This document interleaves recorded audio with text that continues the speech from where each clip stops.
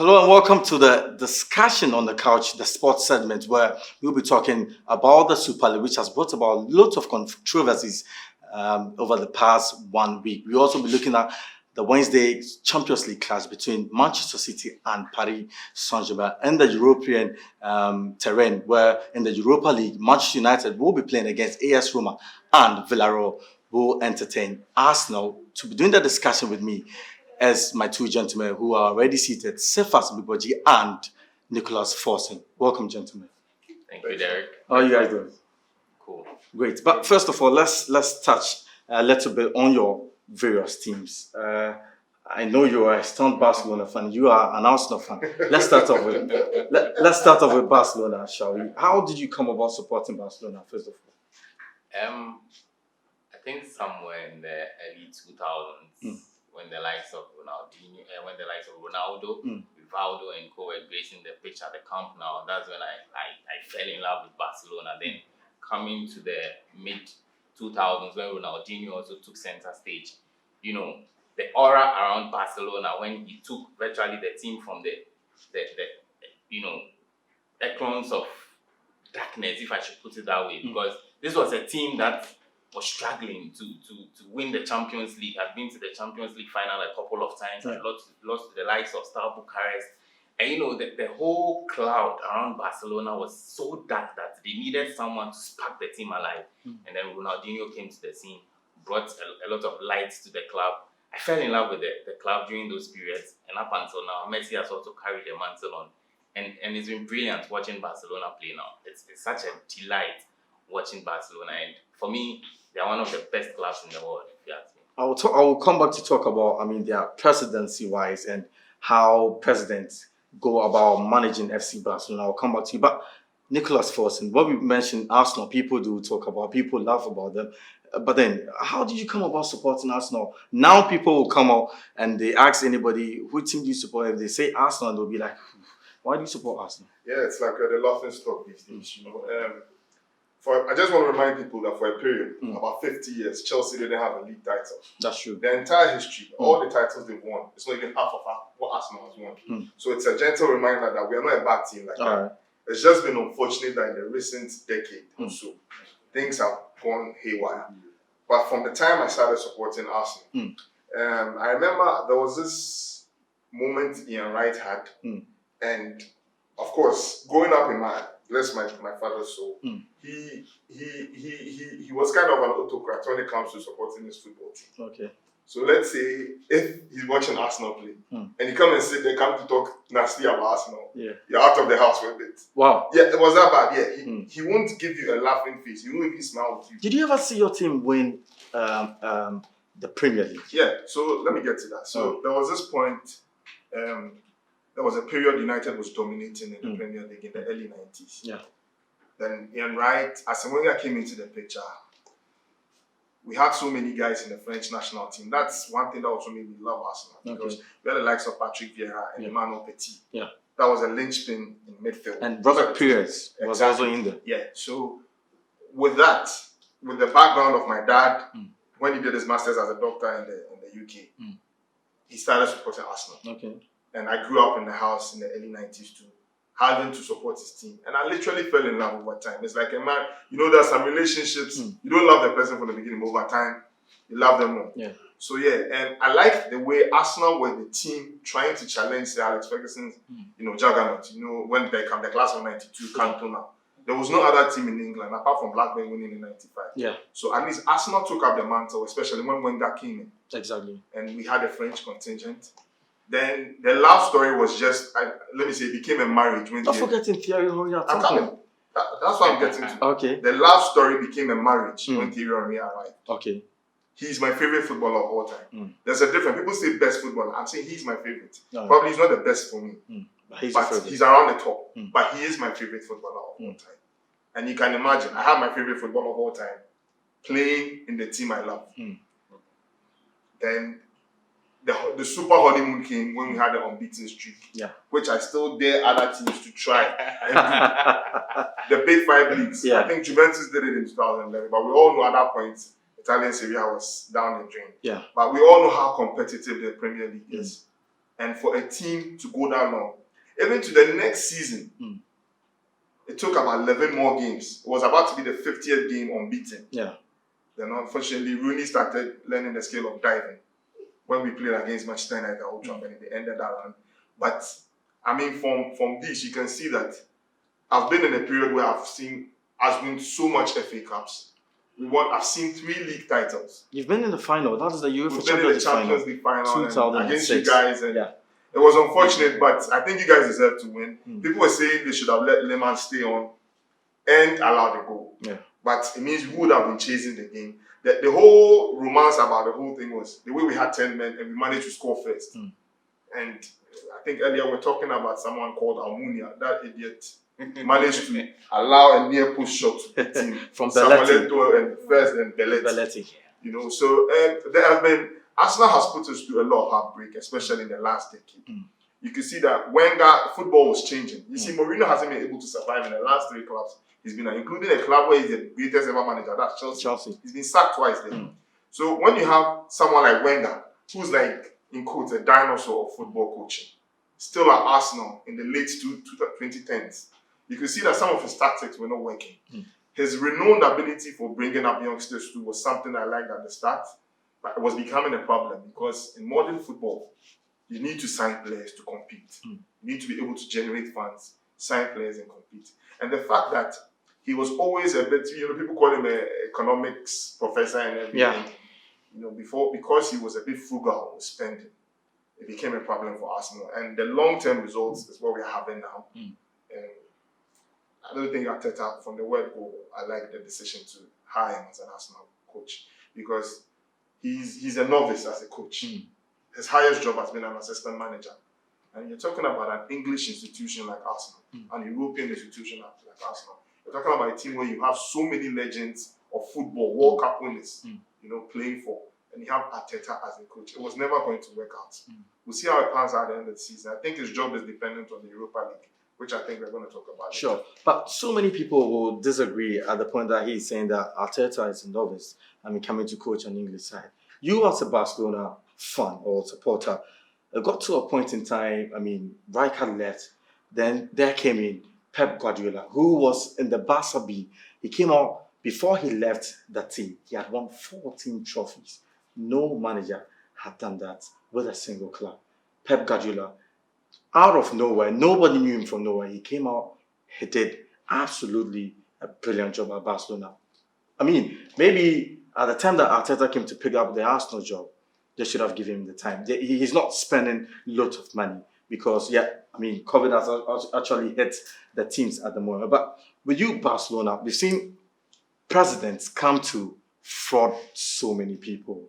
We've seen Maria Bartomeu coming in. Yes, of course, he won the Champions League in 2015. But then there have been lots of controversies surrounding his presidency at FC Barcelona. We've seen Sandro Rosell also come in at some point. Lots of talking points. We can talk about it over and over again. But before you started supporting Barcelona, since 1992, when they won the UEFA Champions League, we haven't seen any sort of dominance until Ronaldinho burst into the scene.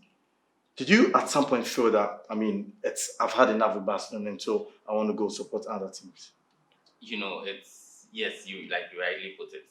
You are competing with the likes of Real Madrid, big club in Spain. And Barca will always play Probably second. the biggest in the world. Okay, I get you. Arguably. Arguably. And Barca will always play second fiddle to Real Madrid. El Clásicos come and go. Real Madrid will stamp their authority. Barca always has that aura as a big club, but they're not really staking a claim in Europe. So, like you put it, it will come to a time that you feel like, but at least Barca needs to go a bit further. They need to push a bit more. Before the 2006, era that Ronaldinho finally came to lift the club. And like you rightly put it, presidents have come and go, presidents have made terrible decisions, presidents have managed, transitions very poorly. And yes, if you look at this generation, the likes of Messi, Iniesta, Xavi, Busquets, someone may argue that this crop of players have been able to amass so many trophies out of them. But the critical one for me is Lionel Messi. And I feel during the twilight of his career, he's been managed very poorly. And that's where I lay the blame on the doorsteps of Bartomeu and, some at Sandro Rosell. Because I feel it was a critical stage in his career. The guy really loves the club. He wanted to give 110% for the club. But issues on and off the field, didn't really augur well for him. And he has shown time without number that he bleeds Barcelona, he eats Barcelona, everything about him is Barcelona, and the club has given him so much. So he also wants to give back to the club what the club actually deserves. And if you look at the number of trophies he has helped the club amass in the past 10 to 15 years, of course, that is why there's that debate out there that he's one of the greatest players of all time.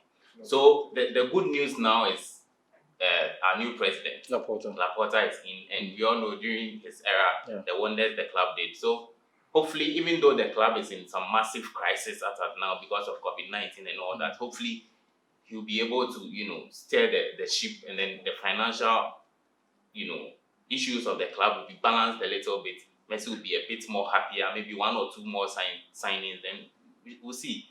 Probably the next 2-3 years before he finally calls it quits. Maybe a last shot at the Champions League. Great. But, finally, it looks like your team didn't start so well this season. 14 points on 11 on the league log. But now it looks like they are challenging for the title. For Arsenal's case, that's a bit different. They're not even close to the Europa League spot. But, finally, are you still going to support Barcelona till the end? Why not? Like you said, when the season started, so many people didn't give Barca the dog chance of even getting this far. And let's not forget, Barca thumped Atletico Bilbao in the Copa del Rey final. And in a season that already looked like nothing was going to be won, Barca already has a trophy at hand. Even Real Madrid hasn't won anything yet. Big clubs haven't won anything yet. And Barca could end the season with a double. As things stand currently, they just, got the better of Villarreal, got the 3 maximum points needed to apply so much pressure on Atletico Madrid, who will take on Bilbao. So, for me, I think the season it can only get better, and Barca can be hopeful and just pray that things work in their favor. And then when they get to play Atletico Madrid, they take it as the biggest game of the season, the biggest name in the club's history. Then go for the jugular, go for the 3 points. Then who knows? Probably they can make it at the end of the season. Right, Nicholas. Arsenal. Let's end with you concerning Arsenal. Now we've seen that Arsenal are really struggling a lot. They brought in Thomas Partey, and it doesn't look like he is the problem, or he is going to solve Arsenal's problem. But are you sticking with Arsenal till the end? Oh yeah, considering I think Arsenal has been through very bad times before, and I've been there. So why not? I just feel that it's unfortunate for Partey because the injuries haven't helped. We are not used to. We watch La Liga. You guys are Barca fans. You watch La Liga. You hardly see an Atletico side without Partey in the 11, or even at least in the matchday squad. He's always fit, and that was one of his trademarks. Like he's always reliable and available. And unfortunately, because of the injuries, I don't think it's played well for him. And hopefully in the second season. But the thing is, the second season for Partey, who will be the manager? That's what we need to see.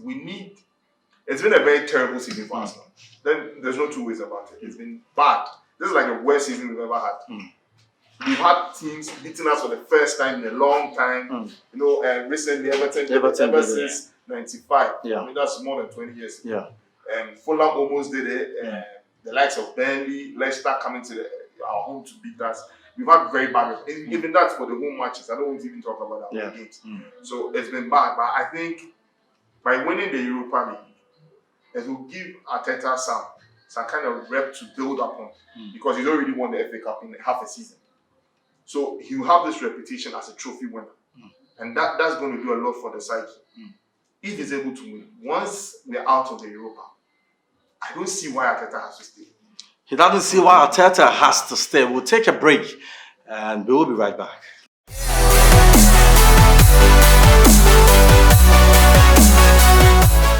Right, welcome back from the short break, and don't forget to click on the subscribe and also follow all our social media platform on Baswell GH, and you will be getting more from us. Yes, we were talking about your various teams, but it looks like coincidentally they are the founders of the Super League. And we understand that Arsenal have backed out from the Super League, but Barcelona are playing stubborn. They are still in the Super League. Alexander Seferin has come out to say that those who still remain in the Super League, probably next season, they won't be taking part in the UEFA Champions League. But this time around, let me start off with Arsenal. Is it that Arsenal are in the Europa League? That is why they back off. Of course, we've seen City, Chelsea, and Tottenham Hotspur all backing out from the Super League. But first of all, the general impression of the Super League, and why do you think your team backed out? I think I discussed with you earlier this week about the Super League, and my impression about it was I felt the teams didn't go about it the right way. I think it's a brilliant idea. You know, some people are complaining that you'll be seeing too many of the big matches often, but trust me, you can't get too much of a good thing. If you have this week Inter Milan versus Barca, next week we have Madrid versus Chelsea, next week we have Man U versus Barcelona or Arsenal versus Atletico. You will get people loving it. Nobody hates a big match. You get me? So I think it's a good idea. I think the teams got into it because I think I mentioned it last time too. The financial situation of the teams is terrible. Look at Barca in particular. Madrid. We didn't even think Madrid wins that much of a debt. So Perez spoke about it on radio earlier this week. That they're owning in excess of 800 million euros. We know that normally, yes, you know how football clubs are not the big ones. You know, they are run with debts, like a long-term debt. I don't know the financial terms, but it's normal for them to have debts, but they are getting excessive. And these are teams playing out in stadia where there are no fans. You know, they make projections for 4, 5, 6, 7, 8 years, 10 years. Let's see. They know the size of the stadium, so they know at least how much you are supposed to get per match day. And for the past 1.5 seasons, let's say 2 seasons, this is out of their reach. You have players seeking big contracts. Look at Man U, for example. Pogba is reportedly seeking £500,000 a week. They are not making stadium proceeds. COVID has, cut down a lot of revenue. And you have UEFA chilling with the money that they are making from the Champions League in Europa League. They are not giving as much back to the teams. Let me put it to you. If you are the president of a team, being offered £475 million as a founding member, as a permanent member, you receive £210 million a year, every year, because you're a permanent member. And I'll come back to that. That's why I think there's a problem. And your team is in massive debt. And all you have to do is to play against teams who are of a similar standing or even better standing than you, where you get TV revenue too. Be honest with yourself. Are you going to say no? No, probably it's yes. But no. Before that, the fans are saying they are not actually considering that's why I said they went about it. But you can't play without fans, can you? You won't enjoy football. They went about it the wrong way because no matter what you do, these stadiums I was talking about being filled up, is the fans that will fill it up. Sure. Most of the clubs without their fans are Arsenal without our fans that we still claim to is a useless team. I'm being honest with you. Arsenal surprisingly still has a lot of fans. You go to a group of 10 people, you'll be surprised in Ghana. I don't know if it's still the same, that Arsenal tickets, it's much more expensive than anybody. It's expensive tickets in Europe. Wow. Wow. So, I mean, you have teams relying on their fans. You know how Liverpool is seen. The cup is what makes Liverpool. Manchester United, Stratford End. You know, these are iconic images of the club. So, in a way, it looked like these elite guys, which most of them are not actually fans of the teams, they bought the team because they are rich. Meeting in the dark, like a group of mafioso, planning something evil. You know how we watch movies. You know how it's like. That's how it looked like. I'm betting with you, if they sat with the club, the fans, spoke to them and look, we are in this situation. Let's say Perez, he calls the members, Spanish TV, you guys call them fans members. Talks to them and look, the kind of debts we are facing, UEFA is not giving us enough money. We're trying to set up a new league, and we promise you it's going to be as competitive as the Champions League. The fans at least will feel that they're involved in the whole process of deliberating and discussing, and there won't be this much backlash. Because when you consider, these clubs are the ones who make the money to UEFA. They should be given, something fair. Something huge. Especially now with the COVID that they're not making money from the stadiums and other things. You should consider that and try and help them. The Premier League teams did something to help the League One championship and the absolutely. 2 guys. They help them. As a big guys, that's what they did because they know they make most of the money. So UEFA making the money, how come they give them such a small portion of the proceeds and everything? So in a way, I feel like the 2 flaws on the Super League were the fact that they didn't speak with the fans. It looked like a secret thing, an evil society thing. And the second thing was, that's where my club comes into question. The fact that teams can be relegated, the founding members, that kills competition in football. I know they wanted to set up something like the NBA because there's no relegation in the basketball game. But you can't compare the global spectrum of football to basketball. In basketball, it's more or less limited to America. And people think like Americans staying elsewhere. Football is for everyone. There are a lot of people, you can catch 10 Ghanaians and ask them. Most of them don't even know that if you shoot beyond the line in basketball, the arc, you get 3 points. They don't even know. But football is simple. Everyone saying handball. It's not that VAR is complicating things a bit, but it's the people's game. So you cannot take the fans out of that. And why the fans love it is because it's competitive. You have teams like Leicester coming from nowhere to win the league. You have Atletico Madrid, which was relegated in 95, 96, I think, coming to win the league and challenging Madrid in their capital. Madrid was supposed to be the so-called best team in the world. But even in their capital, they are often toppled these days. So you see, that's the beauty of football. You have smaller teams coming from nowhere. Look at West Ham. Everyone wrote off David Moyes. And now he's performing wonders. In fact, he was even sacked earlier as a West Ham manager. And they are performing wonders now. They are almost going to get, they're definitely going to make at least the Europa League next season, which hasn't happened. So the beauty of football is to see smaller teams challenge the big guns. You see big matches being, when Aston Villa beats Liverpool 7-2. And mind you, Liverpool fans are always making noise that because, what's his name?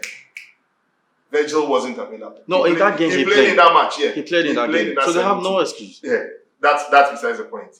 You see, when you see matches like that, we go and sit in the pubs, we go and sit in our home. Enjoy and talk about it. But when you have teams being in the league, if they finish 19th, 20th, they won't go down. What's the point? It doesn't make sense. That's why people call my team that we are the ones who are going to be last. But the competitiveness and the lack of discourse with the fans, I think, is a problem of the Super League. And if they can rectify that, and UEFA doesn't try to help them, who knows? Right, say first. Earlier this week, I had the opportunity to be part of about 260 journalists across the globe to have a meeting with the La Liga president and another president in Spanish football. But all of them were saying that they don't like the idea of the Super League. Yes, indeed, there's going to be lots of money pumping, but these presidents have come out to say they don't like it. I mean, what do you make of it? You see, here's where I look at the whole thing. I believe it's more about making a statement from the so-called big clubs. In the first place, to be very honest, I don't think it will come to fruition. I don't think the Super League will come, like it will ever come to exist. Here's why I'm saying that. Like my colleague rightly put it. See, the big clubs are going down financially. And COVID has worsened things. So if you're an investor in some of these big clubs, you would want to stick your neck out, put your head where you will get money to pump into the team. And that's where Florentino Perez led the whole thing. Look, UEFA are cheating, or UEFA is cheating the big clubs. Look at the amount of money they make every single Champions League. Ask yourself, how much are these clubs giving at the end of the season? Look, like I said, it's just to make a statement for UEFA to realize that you guys better wake up from your slumber. You guys better stop, treating us as if we are nothing to write home about. Imagine from the onset, a group comprising of Barcelona, Manchester United, Inter Milan, Juventus. From the onset, this is the group. It brings appeal, it brings excitement right from the word go. But in the Champions League, for instance, you get to see these big games from the round of 16 quarterfinals onwards. So the whole idea is, right from the word get-go, you have big games to look forward to. And that is the brain behind the whole thing. And when you have games like that, it will sell. It will bring money. No, but my problem is we've had presidents and chief executives of various teams who have been playing or participating in the UEFA Champions League year in, year out, they haven't come out to talk about UEFA not giving them huge sum of money or UEFA cheating them. They haven't come out to, make those sort of claims. So you guys are sitting and say they are cheating the team, but the same team haven't come out to complain. Have you actually seen the debts of some of these clubs? I've seen them. Barcelona is owing about 600 million plus. So Madrid are also owing about so many. But they are not complaining. They are not telling Seferin that. Probably it's like UEFA hasn't done anything about it. So now and probably behind the scenes, the way the Super League was formed, they've been trying to have meetings with UEFA to talk about it. Yeah. And maybe nothing is being made. Why then do they back out? It's actually been in the pipeline for some time. Yeah, it's actually a few years back. Yeah. This thing has been planned. Yeah, the president actually spoke about it. But why then do they back out? They are backing out because you look at the backlash from the fans and everything. And that's why I feel that I've used the word hypocrite a lot this week. UEFA are being hypocritical. Yeah. They are using the appeal of the fans and the fact that the fans feel slighted. Yeah. Football as a historical game is being slighted. They are banking on that to get what they want. But let's not get it wrong. UEFA themselves need to look at themselves. Over the last year, Seferin got a pay increase, a massive pay increase. Yes. Yeah, look, and Perez mentioned it. Why don't we see the salaries of the UEFA and the UEFA guys? Yeah, exactly. There's no transfer. We know the footballers' salaries and the presidents and stuff. So you see, I think there are pros and cons, and at the moment, I agree with him. I also never saw it to come like it will ever happen. But it was a massive statement of intent to show UEFA that without us, people will not go Wednesday. We are going to sit somewhere in Western Bucharest versus Dinamo Zagreb. That's not why we watch football. Barriers of, Yeah, you understand. Belarus teams and stuff. Azerbaijan. Remember the scandal that came when Chelsea and Arsenal to play a Europa final in Azerbaijan. Yeah. I mean, it didn't even make sense. People were even complaining about it in Baku. No disrespect to the smaller teams, but people like to see them when they're involved playing against a bigger team. The smaller teams have presidents also backing out because they know what they also lose. There was this point I was making earlier in the week that you see a team, let's use two transfers as example. Harry Maguire and Nicolas Pepe. Harry Maguire, Leicester City. If, let's say, Everton were to sign him or were to go to try to sign him, yeah, I bet you'll be quoted for more than £50 million at that time if Everton was the only team interested. But the moment Manchester United comes into the picture, it has to be more than Van Dijk.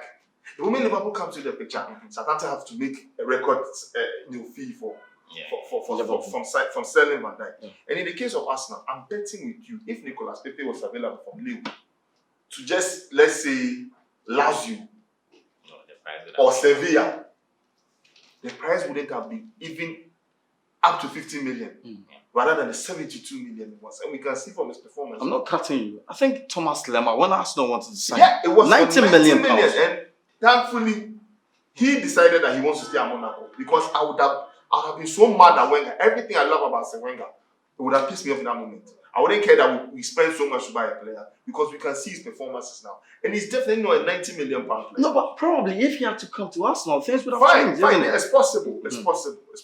Because at that time he was really hot was for. He worth 90 million? But, exactly, that's the thing. So the moment these big teams, so these small teams also have a question to answer because they know what they lose when the big guys are not involved with them. Like when it comes to the transfers, they find a way to bleed the big teams. And now you are complaining that, you guys are abandoning us. We are vulnerable. Without you, we can't survive. You are killing football.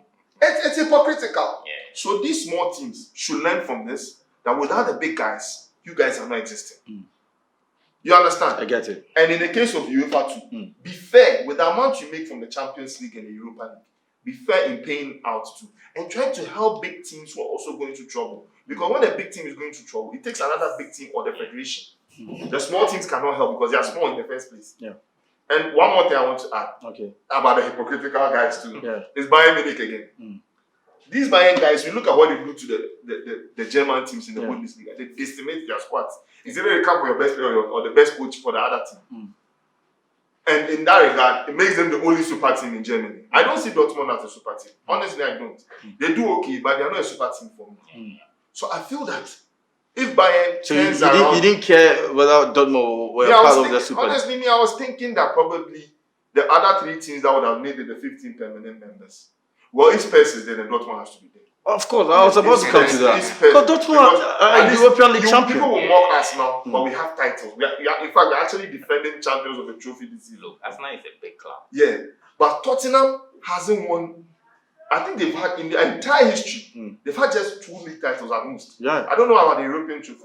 Tottenham is nowhere close to being a European trophy, no, not at all. Arsenal has won the UEFA Cup before. That was the Europa League, how it was called in the past. So yeah, I feel that maybe even Dortmund deserves to be there over Tottenham. Exactly. So if Tottenham is there, maybe Dortmund too will be there. But say first, in the meeting with the president, that is the La Liga president, there was a question posed to him that does he see Khalifi, that is the president of Paris Saint-Germain, as a hero? Because, for a man of his color who has got an oil company and he's spending so much on players, and they have proposed this to him, and he says no. Currently, he's now the CA and the president of the European executives.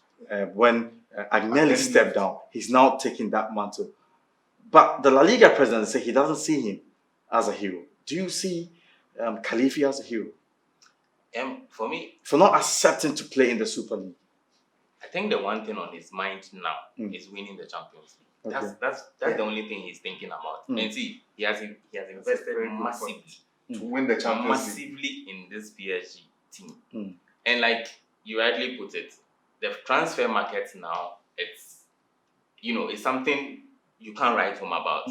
It's all about, I have the player. You want that player. So I use it as a bargaining chip. If you really want the player, come for my price. It's you obviously I've bought the 2 most expensive players in Neymar and Kylian Mbappe. Buying Neymar for 222 million euros. And he's paying a huge sum of salaries for them. Let's not forget, PSG made it to the Champions League final last season. It's because of the investment. If you don't spend to buy quality, you won't go far. That's what the game has become now. So you see, and so he's making gentle strides. So for me, I think where he's concentrating now is the Champions League. If he should get it, then he knows that business done. Then he can now look elsewhere to get his money back. Okay. To add to what Cephas was saying, I feel that I can't find another word for hypocrites. I have to use it again. When you look at teams like in England, you look at teams like Man City, Chelsea, PSG, you have oil-rich guys in there. Coming to decimate other teams, buy players left and right. Manchester City's team B can actually win the Premier League. Absolutely. I'm not kidding. You have Laporte, Sterling, who are not regulars these days.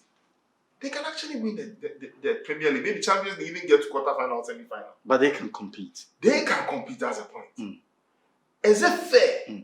Wenger spoke about this in 2009. That look, if we are not careful, the way you are allowing tycoons to buy teams and unfairly make the field not level, because you see back then it was the team has to perform well. When Barca Madrid were on top, it was the same way in England with Arsenal and Man U, because you have teams either having players from the academies coming through, top up with one super guy, but that one is from the hard-earned results on the pitch, not this thing spent. What do you call that word?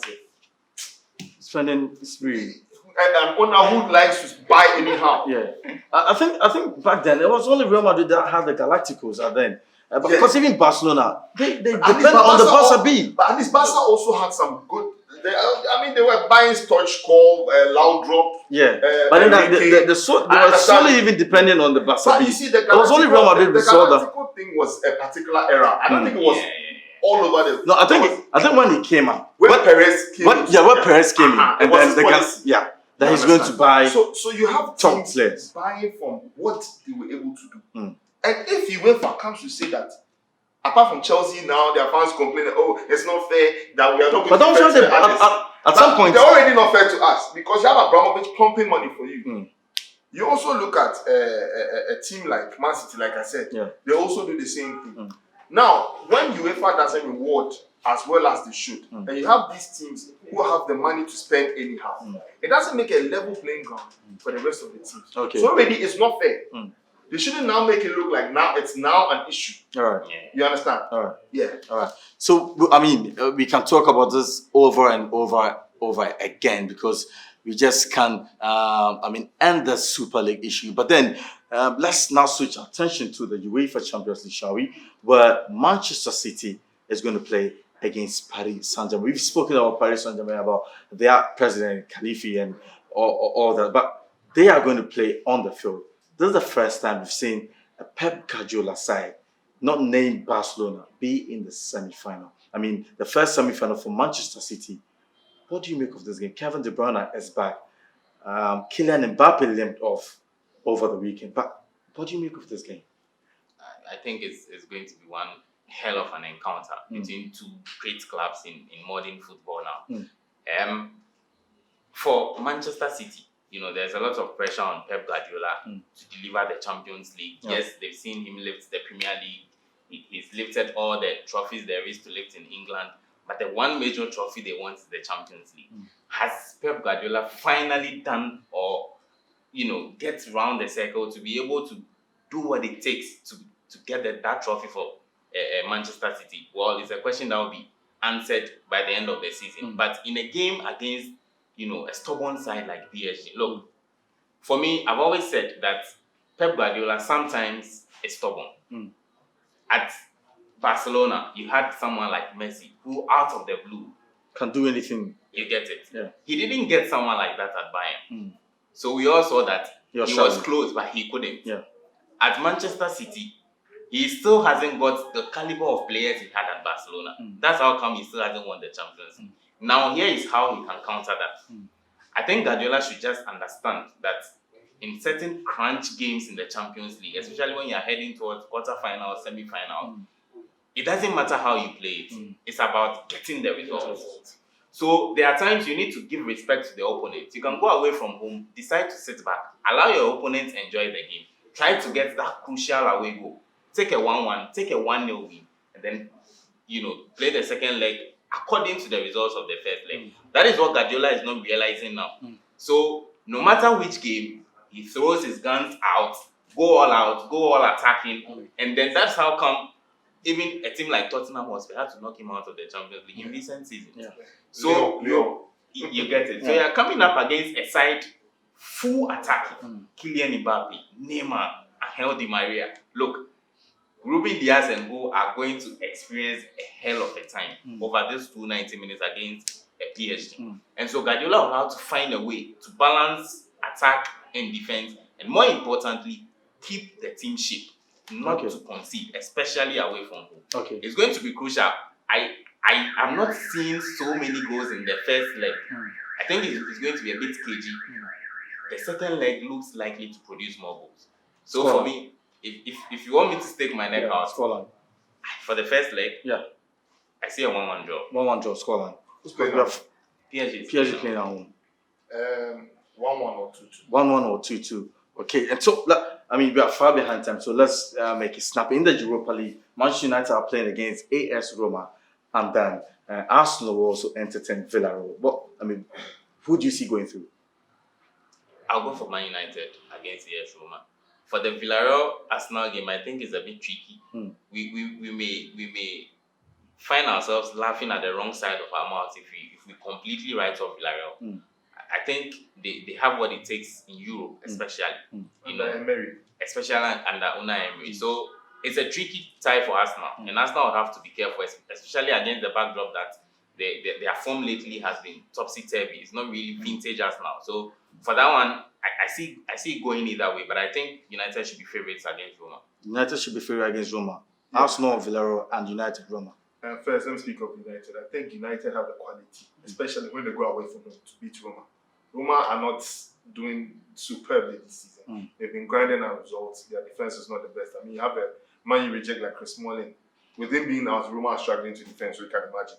So I think United are favourites. With Arsenal, putting my personal sentiment aside, I feel that we do not have the right, we haven't earned the right to see Villarreal to be underdogs in that game. I think we are the underdogs. Okay. Considering Villarreal's pedigree as getting to the semi-finals of time and Unai Emery's record in the Europa League especially. It's been like the famous story of Dr. Jekyll and Hyde for Arsenal when it comes to the Premier League and Europa. And even in the Europa League itself, some home matches, away matches, it's like two different teams. When we're firing, we're firing. We saw that against Slavia Prague, a team which hasn't lost at home in more than 2-3 years. Yeah, and everyone thought they were going to be I Arsenal. thought we were going to go out, to be honest. I didn't watch the match as a fan. I watched it as a spectator to see what was going to happen, to be honest, because I wrote my team off. And they surprised everyone. So if you have the quality to do that, why can't you be consistent? Villarreal is they've always been historically a tough team to beat. And Emery too, yes, he came to flop at Arsenal in a way, but you can see that his job was difficult because you can see what his replacement is doing. He's not doing any better. In fact, he's done worse. Yeah. Apart from winning the FA Cup, he's done worse than Emery. So I feel that the personal, Emery looks like that kind of person who wants to get one over his former team. Yeah. And the fact that Villarreal are solid is going to be really difficult for us, especially when you have Lacazette and Aubameyang not being fully fit too. With the kids, it's going to be difficult, especially when we go to the Madrigal. But I feel that the club knows what is at stake. The players and the coach, especially Arteta, he knows his job is at stake. And when they take player for player, I feel we have the quality. So if we switch on, a massive if we are able to switch on to those good times, I think we can safely go through against Villarreal. The moment there's a drop in concentration on the level that we expected to play, we're going to be beaten handsomely. Thank you guys. Yes, I'm on the edge when it comes to that too. It could be any of the teams in the final. All right, thank you guys. I draw a conclusion. This is where we draw a conclusion on the sports segment. In company with me was Sefas Mboji and Nicholas Forsen. And don't forget to subscribe or like our various social media platform, Basketball GH. And you're going to have or treat yourself so good on the sporting side and also on the social side. And this is where I end that sports segment. My name is Derrick Ayim. I'll see you same time. Bye.